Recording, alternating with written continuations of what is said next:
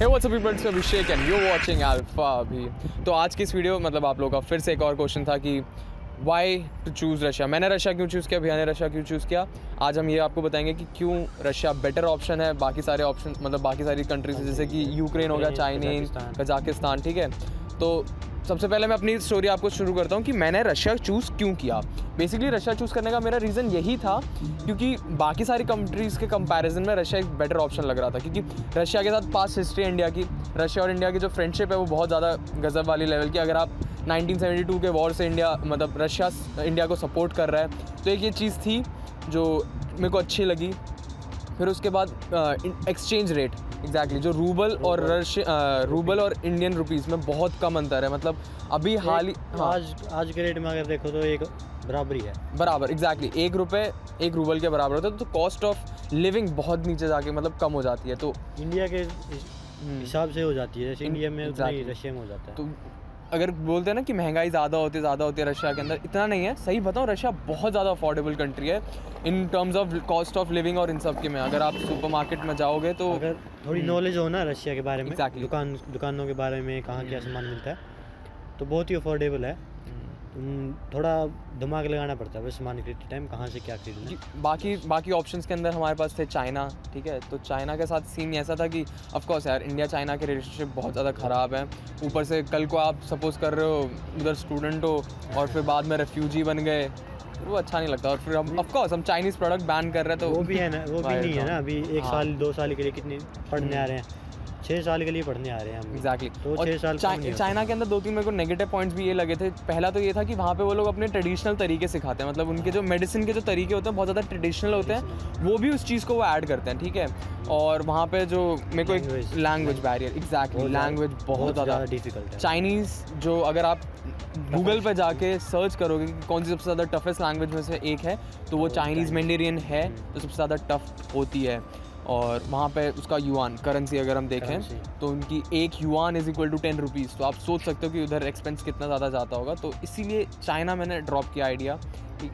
फिर बात करते हैं हम यूक्रेन के बारे में। यूक्रेन के साथ मुझे ऐसा कुछ प्रॉब्लम नहीं था, बट हाँ यूक्रेन और रशिया में देखें अगर तो बहुत सिमिलर है। किसी से भी पूछें तो रशिया को रिकमेंड करेगा। मैं तो भाई रशिया ही चूज़ करूँगा क्योंकि यूक्रेनियन जो रूबल होते हैं, यूक्रेनियन आई गेस रूबल ही होते हैं शायद, तो वो आई गेस 2 के अराउंड होते हैं। ठीक है, मतलब एक Ukrainian rouble equals to 2 Indian rupees, तो वो भी एक तरीके से comparatively Russia is better option.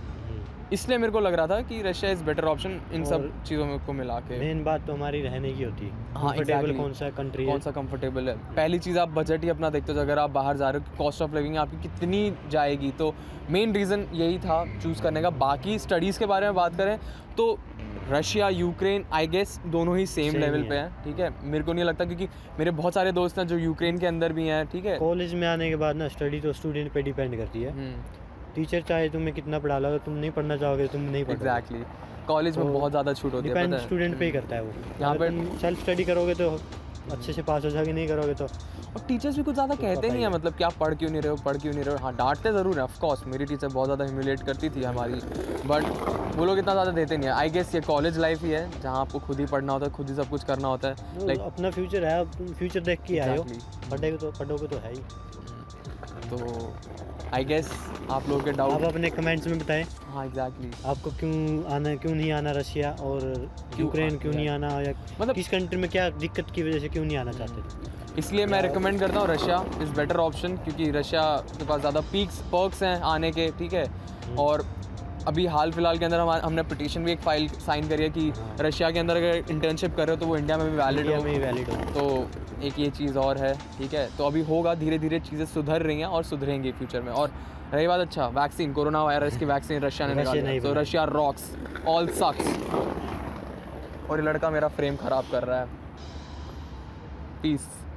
और 1-2 पॉइंट और हैं जो रशिया के बारे में मुझे बताने हैं, वो ये हैं कि रशिया के जो लोग होते हैं ना, वो मुझे भाई बहुत सही लगे। वैसे मैं बाहर का और कहीं गया नहीं हूँ, बट जहाँ तक मुझे लगता है इधर रेसिज्म बिल्कुल भी नहीं है, लाइक लिटरली बिल्कुल भी नहीं है। अब तक का मेरा एक्सपीरियंस बहुत सही है। लाइक मैंने ऐसी बात नहीं कि मैं बुरे लोगों से नहीं मिला हूँ, रशिया तो आप जानते हो बदनाम है पीने पाने के लिए। तो हाँ, एक बार मैं टकराया था एक नशेड़ी से, बट तुरंत ही इंस्टेंट, मतलब मैं आपको कहानी सुनाता हूँ क्या हुआ था बेसिकली। तो क्या हुआ था कि मैं अपनी क्लास के लिए जा रहा था और वहाँ पे मैं सीधा अपने जा रहा था बेसिकली, ठीक है। तो उधर एक बंदा उसने पी रखी थी और वो मेरे से टकराया और वो मेरे को ऐसे देख रहा था, लाइक लिटरली वो मुझे बस मारने को हो रहा था। तभी उतनी ही देर में एक और रशियन आया और उसने उसको इतनी दूर का धक्का दिया और वो बंदा जाके बाहर गिरा, मतलब लिटरली। तो वो चीज़ मेरे को देख के लगा, और वो बंदा इतने अच्छे से बोल के गया स्यो दोबरे, मतलब ऑल सब सही है, सब काइंड है, ठीक है, वो करके उसने ऐसा बोला और लिटरली मेरे को बहुत सही लगा। ये होता है, ये कुछ इंसिडेंट्स होते हैं जो आपको भरोसा दिलाते हैं कि नहीं यार ये सिटी बहुत सही है, रशिया बहुत ज़्यादा सेफ़ है और सही है। इसलिए मेरे को ये जगह और ज़्यादा अच्छी लगने लग गई। लाइक हाँ, आपको हर टाइप के इंसान मिलेगा यहाँ पे, हर टाइप का इंसान मिलेगा, बट मैं ट्रस्ट मी ऑन दिस, आपको अच्छे लोग भी मिलेंगे यहाँ पे। तो ये थी मेरी एक स्टोरी जो मैं आपको शेयर करना चाहता था। इसीलिए मैं रशिया को ज़्यादा प्रेफर करता हूँ। यहाँ आने के बाद मेरे को लगा कि मेरा डिसीजन बहुत सही था रशिया आने का। तो बस यही है। आई होप आपको डाउट्स आपके क्लियर हुए होंगे इधर आने के, ठीक है। तो जी हाँ, यही है।